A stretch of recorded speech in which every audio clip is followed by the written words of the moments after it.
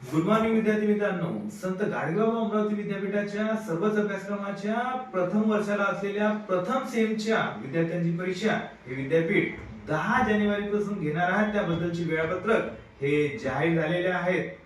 विद्यार्थी मित्रांनो, ही परीक्षा देण्याकरिता तुम्हाला आता नामांकन फॉर्म आणि परीक्षा फॉर्म हे भरायचे आहेत. त्याचं नोटिफिकेशन आलेलं आहे. तर हे नामांकन फॉर्म आणि परीक्षा फॉर्म तुम्हाला 20 डिसेंबर ते 30 डिसेंबर या कालावधीतच भरायचे आहेत. विद्यार्थी मित्रांनो, हे नामांकन फॉर्म जे आहेत ते तुमचे महाविद्यालय भरणार आहेत. फक्त तुम्हाला एक्झाम फॉर्म भरायचा आहे. आता हा एक्झाम फॉर्म भरताना माझ्या महाविद्यालयातील काही माझे विद्यार्थी जे आहेत ते कन्फ्युजन मध्ये मला दिसलेले आहेत, कारण ते सर्व नवीन आहेत आणि त्याचबरोबर एनईपी मध्ये भरपूर सारे कोर्सेस आहेत.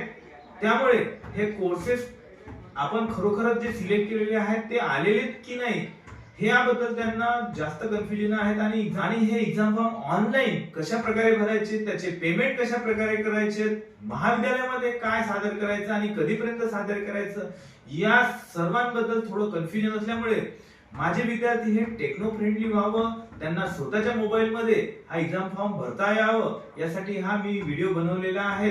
हा व्हिडिओ बघितल्यानंतर हे विद्यार्थी स्वतः आपल्या मोबाईल मध्ये ते ऑनलाईन एक्झाम फॉर्म भरू शकतील, त्याचबरोबर ऑनलाईन पेमेंट सुद्धा करू शकतील आणि याचबरोबर पुढील 3 वर्षामध्ये सुद्धा जे काही एक्झामशी रिलेटेड त्यांच्या ऍक्टिव्हिटीज आहेत ते सुद्धा स्वतः ते करू शकतील. त्यासाठी हा जो व्हिडिओ आहे तो काळजीपूर्वक लक्ष देऊन तुम्ही एकदा बघा आणि जर तुम्हाला आवडला तर तुमच्या मित्रांना सुद्धा या परीक्षा फॉर्म भरण्याच्या पद्धतीबद्दल तुम्ही तुमच्या मित्रांना सांगा. चला मग, हे ऑनलाईन एक्झाम फॉर्म भरताना तुम्हाला काय काय करायचे आहेत आणि कशा प्रकारे हे ऑनलाईन एक्झाम फॉर्म भरायचे आहेत, त्याचबरोबर पेमेंट सुद्धा कसे करायचे आहेत, हे मी तुम्हाला थोडक्यात आणि संक्षिप्त रूपामध्ये सांगणार आहोत.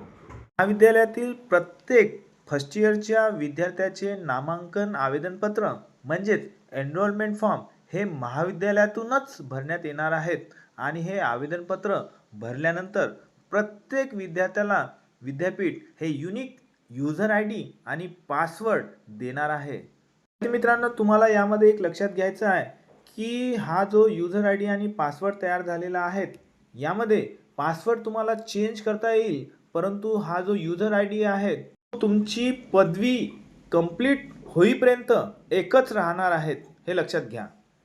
हे तयार झालेले युजर आय डी आणि पासवर्ड तुमचे महाविद्यालय तुम्हाला देणार आहेत किंवा तुमच्या महाविद्यालयातील परीक्षेशी संबंधित असणाऱ्या क्लर्कशी संपर्क साधून तो तुम्हाला मागून घ्यायचा आहे. नंतर तुम्हाला विद्यापीठाच्या sgbau.youcanapply.com या वेबसाईटवर जायचे आहे. तुम्हाला स्टुडंट लॉगिंग दिसेल. या स्टुडंट लॉगिंगवर क्लिक करून तुम्हाला तुमचे ऑनलाईन एक्झाम फॉर्म हे भरता येणार आहेत. तसेच भविष्यामध्ये तुमचे रिझल्ट्स बघण्याकरिता तुम्हाला रिझल्ट या आयकॉनवर क्लिक करून तुमचे रिझल्ट येथे पाहता येणार आहेत.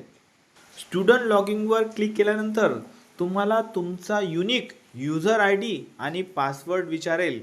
तो तुम्ही प्रॉपरली बरोबर टाकल्यानंतर तुम्हाला साइन इन करता येईल. साइन इन केल्यानंतर तुम्हाला इथे दिसेल की तुम्हाला एक्झामशी रिलेटेड ज्या काही ॲक्टिव्हिटीज करायच्या आहेत त्याचे वेगवेगळे आयकॉन इथे तुम्हाला पाहायला मिळेल. तर सर्वात प्रथम तुम्हाला आता एक्झाम फॉर्म भरायचा आहे. त्यासाठी examination form for regular student या आयकॉनवर क्लिक करायचं आहे. येथे क्लिक केल्यानंतर तुम्हाला तुमचा क्लास, तुमचं सेमिस्टर आणि तुमच्या कॉलेजचे नाव दिसेल. त्यासमोर एडिट आणि व्ह्यू हे ऑप्शन आहेत. यावर क्लिक केल्यानंतर तुमचा जो एक्झामिनेशन फॉर्म आहे तो तुम्हाला इथे दिसेल. तुम्हाला तुमचा फोटोग्राफ, तुमचे पर्सनल डिटेल्स आणि तुम्ही या परीक्षेसाठी निवडलेले जे विषय आहेत ते सर्व इथे तुम्हाला दिसणार आहेत.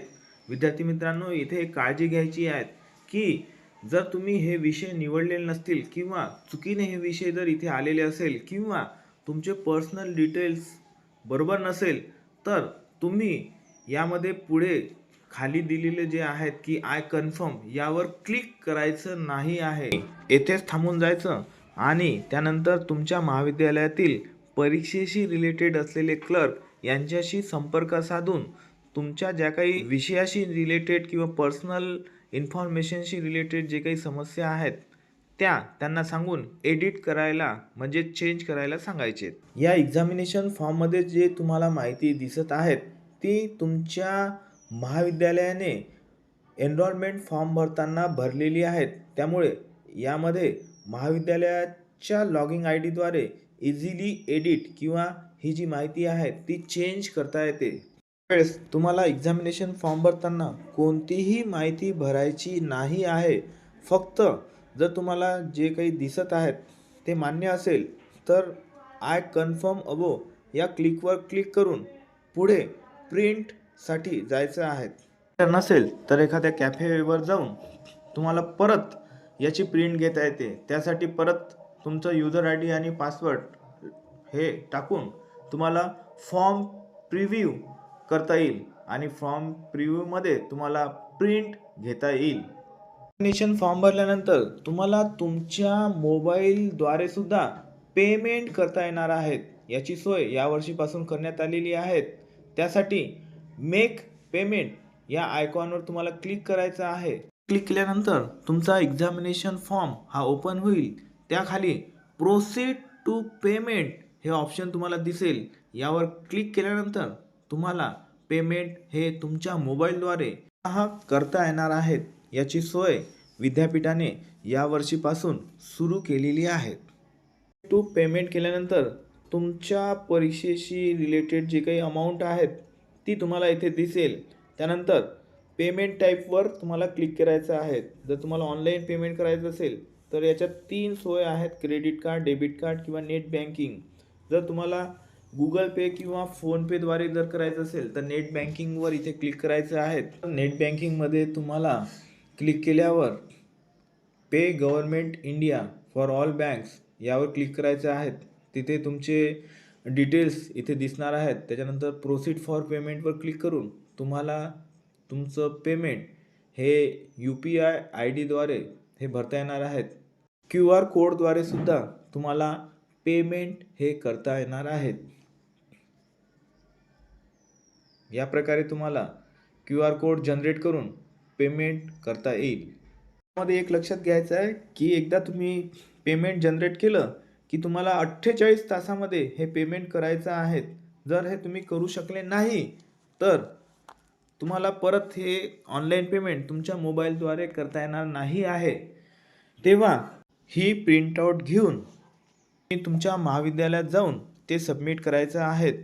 जर का तुम्ही पेमेंट ऑनलाईन केले नसेल तर तुम्हाला तुमच्या महाविद्यालयामध्ये पेमेंटसुद्धा करता येणार आहे. विद्यार्थी मित्रांनो, ही जर माहिती तुम्हाला आवडली असेल तर तुमच्या मित्रांना याबद्दल माहिती द्या आणि या व्हिडिओला शेअर करा. धन्यवाद.